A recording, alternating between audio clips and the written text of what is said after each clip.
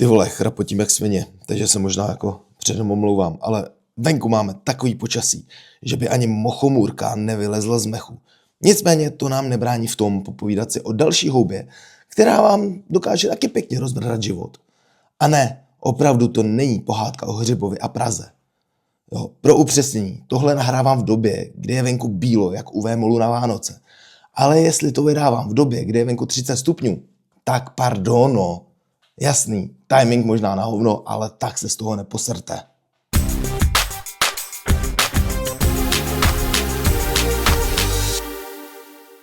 Čau, tady je Radek a podcast Gauče.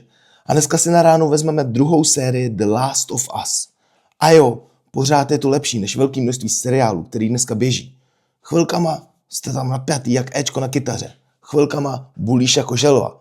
Ale občas si zase říkáš, ty vole, na co to koukám. To je jak ulice, ale s klikrama. No a přesně o tom si dneska budeme povídat. Než se ale do toho pustíme, tak ty musíš dát odběr tomuhle podcastu. Protože tě to evidentně baví a kdybys nedal odběr, tak přijdeš o další díl a to by tě kurevsky mrzelo. Takže do toho. Klikni odběr. Dělej. Teď. Zmáčkni to. Dobře, hodnej kluk. Teď mi hoď follow ještě na Instači a dej taky odběr na YouTube. Všechny linky najdeš v popisku a teď už konečně můžeme pokračovat. Jestli jste si poslechli ten předchozí podcast o první sérii The Last of Us, tak asi víte, že to byla emoční facka jak po rozchodu. No a teď přichází druhá série. A hele, nebudu kecat. Jo, jsou tam momenty, které tě prostě rozbijou, ale oproti první sérii se to občas stáhne jak 2 dny stará houbová smaženice. Nechci moc spoilovat, ale řekněme, že tentokrát to vzali trochu jiným směrem. Míň apokalypsy, víc teenage dramatů a občas máš pocit, že jsi spíš na střední než v apokalypse. Ale o tom si ještě pokecáme, až se dostaneme k hodnocení. Udělejme si ale nejdříve rychlej recap první série a zároveň si trochu přibližme děj druhé série, no to abys věděl prostě o co tady jde. První série The Last of Us byla pro mě osobně něco jako takový emoční tsunami. Svět napadla houba, ne virus, vole, který mi teďka napadl moje hlasivky, ale houbová svině jménem Cordyceps, která proměnila lidi v potvory. Civilizace šla do háje. Zbytek se zavřel do karantén, z toho vylezla buď vojenská diktatura, anebo anarchie. A mezi tím všude zombíci houbíci. Hlavními postavami v tomhle bordelu jsou Joel, chlap, který ztratil vše, co miloval, cynik, který se rozhodl přežít. Jeho parťačkou se mu stala Ellie, puberťačka, která má imunitu, což je takový jediný paprsek naděje v tomhle světě, který už má minimálně pár centimetrů prachu. Společně se vydávají vstříc dobrodružství, protože Joel má za úkol Ellie dostat takzvaným Fireflies. Nicméně cestou se z nich stane ne zrovna úplně trashní rodina. Ale co taky v tomhle světě čekat, že jo? Ve finále pak vidíme, že Joel už je ve fázi tatík ochránce a místo léku si vybere záchranu Ellie a my můžeme vidět finální masakr, který tě doseká. Ale pokud jsi otec jako já, tak jeho sobecký rozhodnutí chápeš. A já bych to neudělal jinak. Akceptuješ to, že budeš trochu sráč pro dobro svých blízkých. První sérii jsem tak hodnotil 9 z 10. Dalo to všechno. Emoce, vizuál, postavy, atmosféru a jen pár momentů zakoplo. Ale to hlavní zůstalo silný. Druhá série není kopie jedničky a je to hnedka poznat. Tady se totiž adaptuje pouze část druhé hry, ne celá. Jo, jen vsuvka, kdyby to někdo nevěděl, tak tenhle seriál je adaptace hry na PSko. My tak dopředu víme, že se ten příběh druhého herního dílu rozloží do více seriálových sezon. Dalším rozdílem mezi seriálem je to, že jednička byla o přežití, zatímco dvojka je víc o důsledcích. O pomstě, o vině, o tom, co ti přežití udělá s hlavou. Je tam za mě míň apokalypsy, ale víc vnitřního pekla. A někdy taky bohužel víc teenage dramatů, takovej styl à la film Smívání a zářící upíři. Příběh druhé série se posouvá o 5 let dopředu od konce první. Joel a Ellie žijí v Jacksonu, komunitě, která se snaží být normální, ale normální už tady jako nefunguje. Svět je pořád rozbitej a nový hrozby klepou na dveře. Ellie teď není jen cesta a zásilka. Je součást skupiny, má kolem sebe lidi a má taky nějaký vztahy. A zároveň v ní roste vnitřní konflikt. Kdo je, co chce, co udělá, když to, co miluje, bude cílem. Je to trochu teenage drama v post-apokabátu, hledání sebe sama, hledání hodnot ve světě, kde je všechno kolem na sračky. Do toho nám tady vstupuje nová frakce, WLF, Washington Liberation Front, známý jako Wolves, a.k.a. Vlci, což je militantní frakce v Seattlu. Skupina, která chce moc a řád a často tvrdým způsobem. No ale asi si říkáš, kdy se vzali tihle vlci a kde je sakra Fedra a jaký je mezi tím rozdíl. Hele, Fedra byla ta stará, původně civilní agentura, která se po apokalypse proměnila v armádu s nulovou empatií a maximální kontrolou. V první sérii to byli ti vojáci v karanténních zónách, kteří dávali rozkazy, byly tam popravy, příděl jídla, prostě vojenský Big Brother. Jenže svět se mezi tím posunul. Fedra postupně ztratila moc, zóny se rozpadly a ze jejich popela vylezly nový frakce. No a tady přichází právě Wolves. Ti začínají jako odboj proti Fedře, jenže jak už to bejvá, z revoluce se stane další diktatura. Teď mají vlastní vojsko, vlastní řád, vlastní výslechárny a Isaaca Dixona v čele. Mimochodem bývalýho fedráckého důstojníka. Takže jo, vlci jsou v podstatě bývalá Fedra kluci, co si jen vyměnili logo a přemavolovali helmy. Fedra se v druhé sérii už skoro neobjevuje, protože prostě skončili. Jsou mimo hru. V Seattlu a dalších oblastech, kde se příběh odehrává, už vlci dávno převzali kontrolu. Fedra je tady maximálně pouze jako vzpomínka, symbol toho, co bylo, než svět převzali noví páni. Takže stručně. Fedra, to se rovná starý svět, armádní totalita. Vlci, to je nový svět, armádní totalita, ale za to lepší PR. A mezi tím vším se stále plazí houby a lidi si stejně dál dělají to samý. Bojujou o moc, o přežití, anebo hledají smysl sebe sama. Máme tu taky novou postavu jménem Abby, což je vojanda právě z Wolves, která má k Joelovi hodně osobní důvod, proč ho nemá ráda. Jako fakt osobní. Vidíme tedy i novou skupinu nějakých fanatiků, kteří se jmenují Scars nebo Seraphites, což je radikální náboženská sekta, která odmítá technologii a vidí svět skrz víru a která je creepy jako prase. Je to takový post-apo mix mezi křesťanským kultem, lesními hippíky a totálními fanatiky s nožem v ruce, kteří se doslova řežou do tváře. Proto Scars. Seraphites vznikly po pádu civilizace, kdy hledali nový smysl. Klasika. Konec světa, internet v hajzlu, žádný porno, takže co uděláš? Najdi si proroka a začneš ho uctívat.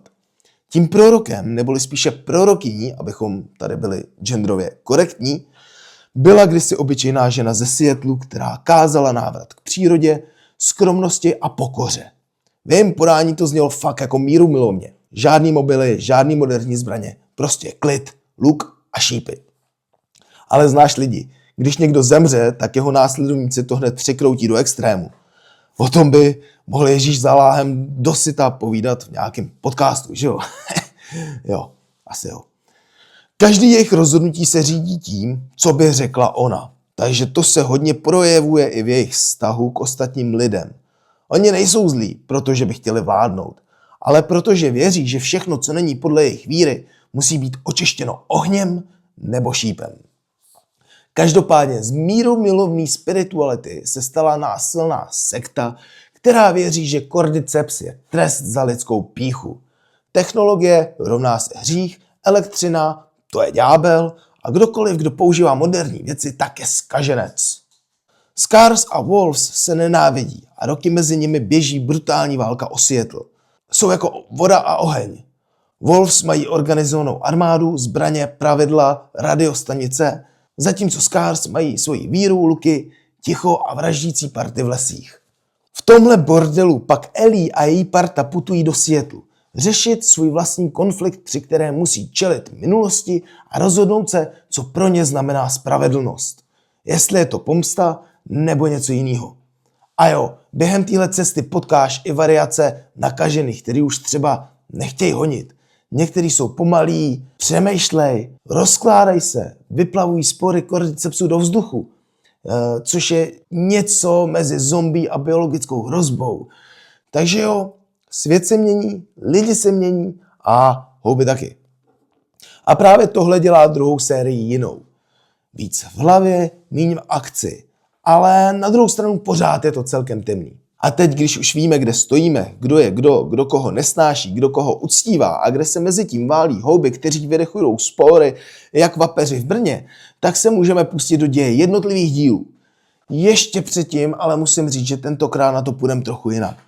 Půjdeme na to tak, abych vás neucpával, dejme tomu čtením pohádky, ale spíš si tady nahodíme ke každému dílu to zásadní a u těch dílů, u kterých byste si mohli dráždit bubáka, tak dáme méně času a méně rozboru, zatímco u těch lepších dílů půjdeme třeba víc do detailu.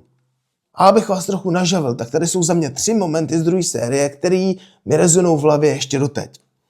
Tou první je Joel a golfová hůl. Jestli nevíš, co mám na mysli, tak věř, že tě to zničí. Druhým momentem je útok na Jackson. Za mě nejlepší část celé série. Prostě epic. Třetím momentem je Ellie a těhotná žena v Seattle. 1 kulka a 2 mrtví. No, pak tady je ještě jeden bonus, který mi v hlavě zůstal a rád bych se ho zbavil, protože je to cringe moment level 1 000 000, ty vole, ale já se toho zbavit nemůžu do píče. Ale teď už pěkně po pořadě. Epizoda 1 Future Days. Tak hele, druhá série nezačíná žádným optimismem. Žádný. Přežili jsme, jdeme dál. Naopak, všechno je pořád poměrně tichý a přitom strašně napjatý. Ocitáme se v Jacksonu na místě jak z katalogu s názvem Jak přežít apokalypsu a nezbláznit se. Jsou tady dřevěné domečky, děti, jídlo, komunita. Skoro normál, jenže normál už tady nefunguje. Joel je fyzicky doma, ale v hlavě furt sedí v té nemocnici v konce jedničky. A Ellie, ta už není ta malá drzá holka. Už je teenagerka s chaosem v hlavě, vztekem a pocitem, že jí svět něco dluží. Ocitáme se ve scéně, kde je právě Sylvester. Ellie tančí s Dínou a na chvíli si řekneš, tyjo, tohle by mohlo být fakt jako hezký. A přesně v tu chvíli přijde opilej blbec s homofobní hláškou. Jako jo, kámo, svět se rozpadl, lidem rostou houby z držky, ale debilita přežije všechno. Joel zasáhne a ty vidíš, že vztah Joela a Ellie už není jakože tatík a dcera na útěku. Je ticho, jsou tam pohledy a mezi nimi víš, že je jedna obří pravda, která tiká jak časovaná bomba. A pak přijde scéna v obchoďáku. Ellie je na patrole a tam je Stalker, což je nakažený, který není sprintující magor. Tenhle přemýšlí, je pomalej, tichej, chytrej. Cordyceps Update 2.0. A toho je fakt mrazivý, protože ti dojde, že i nakažení se vyvíjejí. Ale nejen oni, i Ellie se vyvíjí, protože už to není holka, která čeká na záchranu. A poslední tease v tomhle díle tak je Abby. Vidíš ji chvilku, ale ten pohled říká všechno. Ona je člověk s cílem a nebude to cíl typu ahoj, já jsem tady, pojďme se obejmout. Hodnocení za mě je 7 z 10. Skvělý rozjezd, výborný stalker moment a jasný signál, že se průser blíží. Epizoda 2 Through the Valley. Tenhle díl mě úplně rozsekal. To je přesně ta epizoda, kde si říkáš, ty vole, proč na to koukám, když mi to pokaží tak brutálně rozjebe duši. Začátek je nevinnej. Zasněžený Jackson, idylka. Joel a Ellie vyrážejí na patrolu, respektive Joel sám, Ellie s patrolou, protože mezi nimi je docela hustý napětí. Joel dělá, že je všechno cajk, Ellie ví, že není a každý jejich kontakt je jako kdyby stancoval okolo granátu. Pak máme střih na Abby. Běží sněhem, funí a za zády se na ní valí smečka nakažených. A i když o ní zatím nic skoro nevíš, cítí, že tohle není náhodná postava. A když už to vypadá, že jí klikři roztrhají jak účtenku z večerky, tak narazí na Joela, který ji zachrání. Joel jedná instinktivně, pomáhá, zachraňuje bez otázek. Přesně tak, jak ho znáš. Jenže tohle je ta nejdražší záchrana jeho života. Abby je chvíli vděčná, nabídne úkryt, Joel souhlasí, protože kdo by nechtěl teplo a střechu nad hlavou, že jo? Jenže jakmile vejdou do chaty, atmosféra se zlomí. Ticho, pohledy, stuhlý tváře. Abby pochopí, kdo v tu chvíli před ní stojí. Je to Joel Miller, chlap, kvůli kterýmu se jí rozpadl svět. On je ten, kdo zabil jejího otce, chirurga z Fireflies, který měl z Ellie udělat lék. A v tu chvíli se Abby přepne z módu díky, že jsi mě zachránil, na teď za to kurva zaplatíš. Mezitím vidíme, jak Jackson napadnou nakažení. Jsou jich plný ulice, hoří stodoly, všude samý výstřely, křik. Tohle je jedna z nejlepších akčních sekvencí celé série.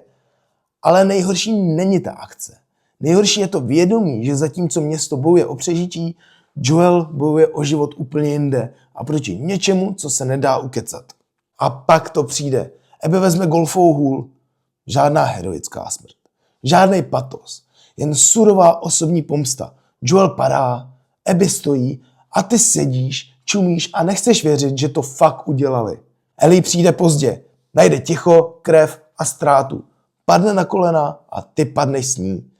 V tu chvíli se z ní stává někdo jiný. Už to není holka, co přežívá. Teď má cíl a to je pomsta. Za mě je tohleto nejlepší díl celé druhé série. Což je škoda, že to přichází takhle na začátku, ale je to tak. Takže 10 z 10. Tohle není ten díl, po kterém jdeš spát. Tohle je díl, po kterým obejmeš všechny, který máš rád a chvíli koukáš do tmy. Epizoda 3. The Path. Kurva, to je jedno. Cesta. Potom, co mi 2 rozsekala duši, přijde 3 a brzda. V Jacksonu se sejde rada města a řeší, co dál. A já mám pocit, že místo apokalypsy sleduju záznam naší schůze SVJ. Druhá linka naznačí Scars neboli Seraphites. Náboženská skupina, která zdrhá před válkou. Je to parta lidí, kteří mají rádi ticho, luky a myslí si, že svět zachrání modlitba. A když ne, tak tě spasí šípem do hlavy. Potenciál velký, ale zatím je to jen, hele, berte na vědomí, že existujeme. Za mě tenhle díl je takový mezipřevod, takže jdeme dál 6 z 10. Pojďme epizoda 4, Day 1. Vidíme tady Seattle, vidíme tam válku, chaos, kulky, šípy, výbuchy. HBO umí akci, ale tady mi chybí trocha duše. Ellie a Dina jsou mezi Wolf a Seraphites a já si přijdu, jak když koukám na dokument o občanské válce, místo abych cítil The Last of Us. Jediný moment, který mi z téhle série zůstal v hlavě, je ten, když Dina oznámí těhotenství a Ellie vypálí, tak to budu táta. Cringe level 1000, ty píčo. Jako nedivím se, že se po tomhletom internet zbláznil a začal z toho dělat různý memíčka. Nejčastěji s nějakou bramborou. Jako byla to prdel, vůbec se tomu nedivím a určitě si to zasloužili. Za mě zase je to takový mezidíl, takový to, co má žena mezi hrudí a klínem, což je pupík a ten je z těch 3 věcí to nejméně zajímavý. Jo.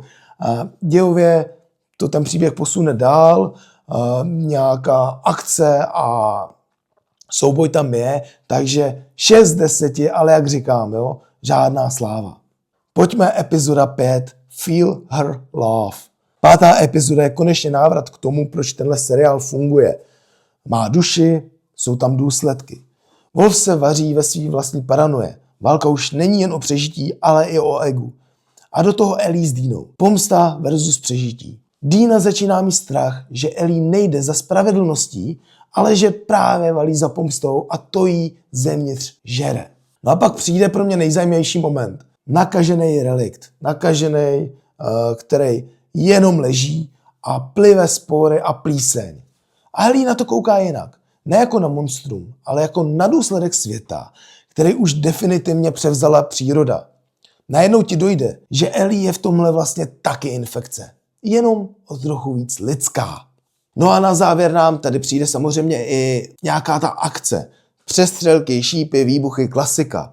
Ale tentokrát to má lepší rytmus. Není to chaos pro efekt. To napětí tam funguje, střihy jsou rychlí a hlavně cítíš váhu rozhodnutí. Ellie tady stojí před volbou, jestli půjde dál za pomstou, nebo to vzdá, aby ochránila Dínu. Odpověď ještě nedostaneš. Tenhle díl za mě je o trochu lepší jak ty 2 předchozí, takže 7 z 10. Je tady lepší tempo, emoce a dost dobrý tlak na to, co přijde. Pojďme epizoda 6, The Prize.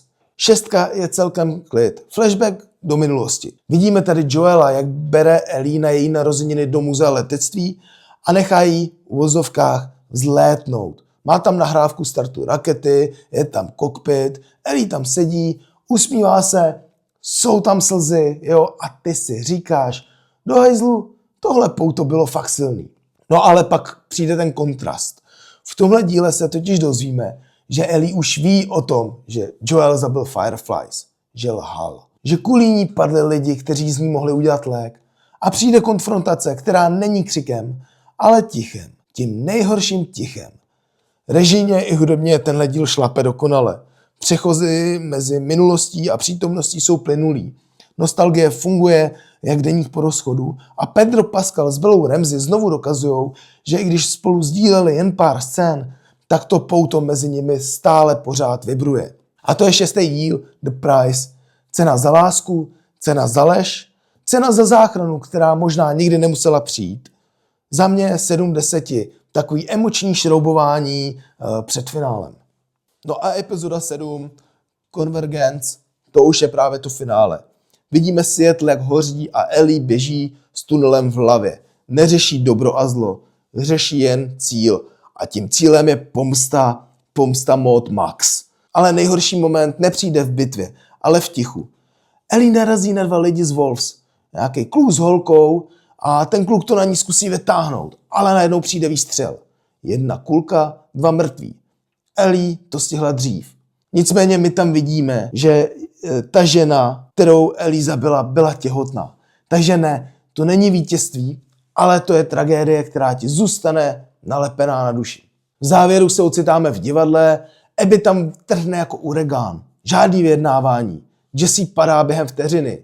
Výstřel, headshot, mrtvej. Finální minuty jsou studený, krutý a bez útěchy. Ellie a Dina už nejsou ti samí lidi. Jsou to jen stíny toho, co bývali. A oni jsou 2 rozbitý duše v troskách města i vlastního vztahu. No a pak poslední mrknutí a máme tady návrat v čase a závěrečný tease ti naznačí, že v příští sérii pojedeme pravděpodobně Abbinu perspektivu. Tenhle díl za mě technicky skvělý, emočně studený a krutý, ale rozhodně to nedosahuje kvalit druhého dílu téhle série. Takže za mě 8/10. A tímhle jsme zpátky u toho, proč ta druhá série chutná jinak než první. Protože 1 byla o přežití a o vztahu, 2 je o následcích. O tom, co se stane, když ti někdo vezme jediný důvod, proč se zdržel při životě. Zároveň 1 měla, dejme tomu, nějakou jako gradaci. Vesměs celou dobu držela si nějakou laťku kvality, ale gradovala. Prostě to finále bylo epický. Tady jsme dostali ten nejlepší díl hnedka na začátku. Takže jo, máme to za sebou. Tohle byl 2. díl série The Last of Us. A jak už jsem říkal, nebyla to jízda jako minule.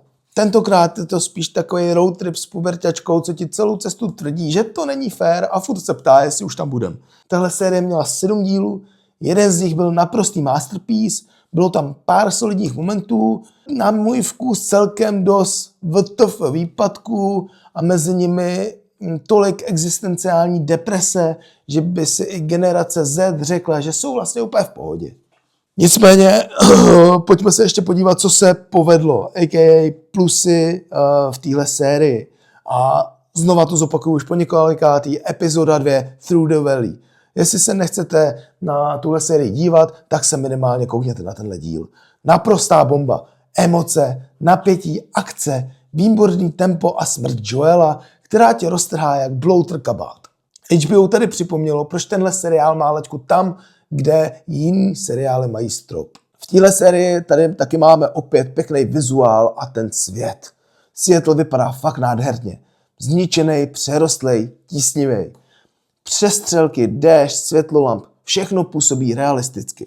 Když si tam objeví ty nový typy nakažený, co už jenom leží a vyplivou spory, jak špatný zlošťovač vzduchu, tak tě fakt zatrhne. Co dál musím pochválit, tak laťka, co se týče hudby, pořád parádní, jo. Dělá skvělou atmosféru. Týme, co je? Vole, tak jsi debil, vole, proč máš kapky do nosu, vole? Takže klasická linka, já nahrávání podcastu a pes mě mrdá. Dnes jsme skončili. Hudba. Gustavo Santaolalla, nevím, jestli to je Gustavo Santaolalla, opět králuje. Každý tón tady v tom seriálu ti říká, ty vole, teď to bude trochu bolet. A taky, že jo. Ten minimalismus té hudby a ta melancholie v tom, to je prostě značka The Last of Us.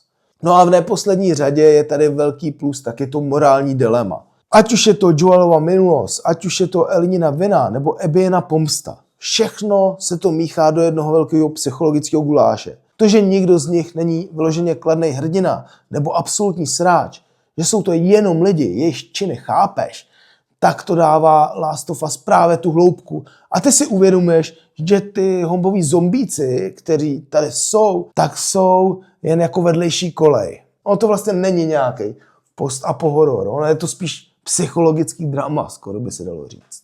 No ale pojďme si to taky trochu zhejtit a říct si, co se nepovedlo, a.k.a. mínusy. Strašně mi vadil ten teenage drama mod. Chápu, že Ellie dospívá, ale místami to fakt působilo jako ulice s klikrama, kdy dcera paní Nicholový řeší, že se přejedla houbičkama a že je jí z toho špatně a bojí se, aby se tomu sousedovi z Klukově ještě líbila, protože vypadá jak 2 dny starý zvratky.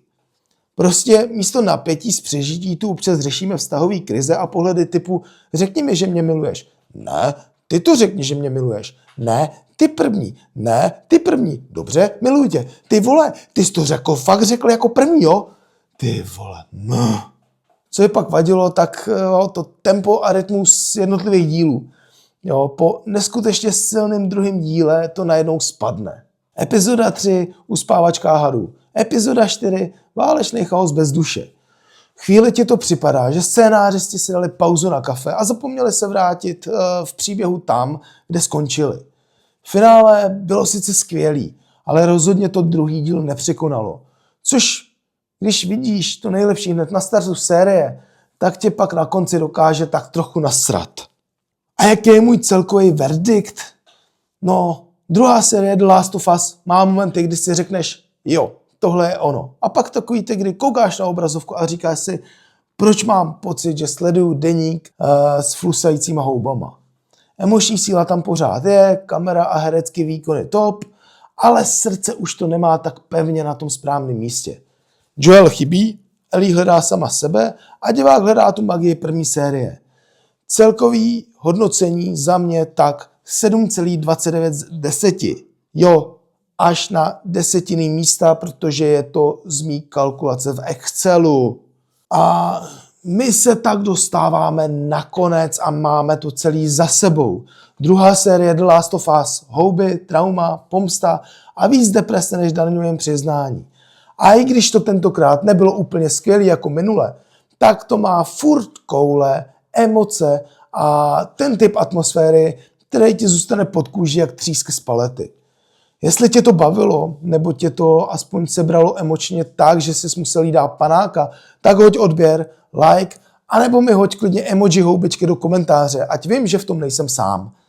No a jestli máš kámoše, kteří tuhle sérii ještě neviděli, tak jim pošli tenhle podcast. Možná díky tomu pochopí, že The Last of Us není jen o zombících, ale je to hlavně o tom, co se děje, když z lidí zbydou jen city, vztek a výčitky. Ale i když mě ta druhá série, zklamala, tak se fakt těším na 3. Jen doufám, že to nebude pokračovat právě se stupnou tendencí. Takže díky, že jsi doposlouchal až sem. Vážím si toho. Já jsem Radek a tohle byl podcast Gauče. Místo, kde se nerozebírá filozofie umění, ale to, kolik psychický újmy zvládneš sníst, než vypneš televizi. A příště se společně podíváme na paničky v červeném, které slouží svému veliteli. Ano, budu se věnovat seriálu The Handmaid's Tale, a.k.a. Příběh služebnice. Takže odebírej podcast, sleduj mě na Instagramu a na YouTube, ať ti to neuteče. Měj se krásně, zůstaň věrnej gauči a hlavně čau.